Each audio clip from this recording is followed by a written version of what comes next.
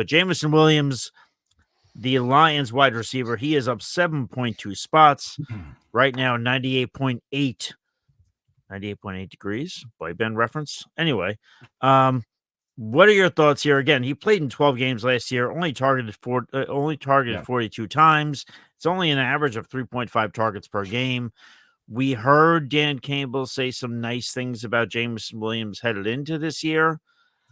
But, I know he was drafted with a lot of optimism. He had a suspension.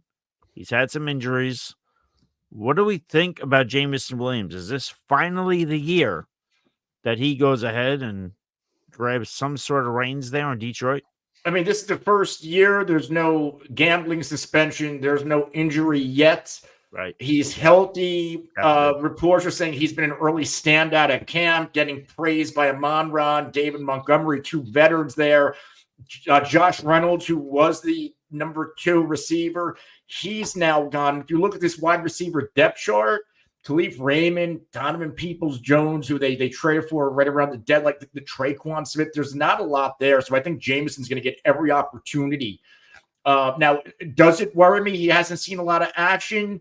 A little bit, but like you have to see what you have in him at some point. This is his 3rd year in the league, former first-round pick. Eventually, you're going to have to make a decision. Do we give him that 5th-year option? And this is a Lions team that I do think they need an added dynamic, right? Like, look at what stalled them in the title game against San Francisco. They couldn't score any more points in the second half. And a lot of that is probably because they don't have that big downfield dynamic. I know Amon-Ra St. Brown, terrific in the red zone. He is not a deep ball receiver. Jameson Williams has the speed where they can go use him to score those quick points. I think they actually, from a football standpoint, because it does wrinkle into fantasy, you need that dynamic, and not only gives, but Jameson is going to add that. If we go into even the playoffs against San Francisco, Jameson was busy. Only 3 targets, once in the red zone, had 2 receptions and a touchdown.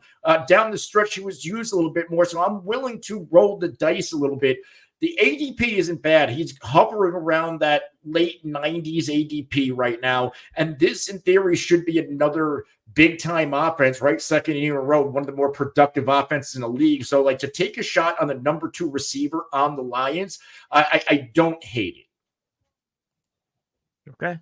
Like if it doesn't happen this year, then I don't know if it happens for Jameson Williams. It's probably going to take a change of scenery to see it. That's a great point. I do agree with that sentiment. Steve, what says you, man, on Jameson Williams? And I haven't been going after JMO, but 8th round this year, I don't mind it, especially in best ball. I like doing it, but yeah, I mean, maybe he just doesn't fit Goff's style. Again, short to intermediate. You got Laporta, you got St. Brown there, you got Gibbs in the passing game too. So you got all those kind of layup throws that you can make. Do you really need to even utilize Jameson? Do they continue to use him as kind of like, just like to open up the rest of their offense?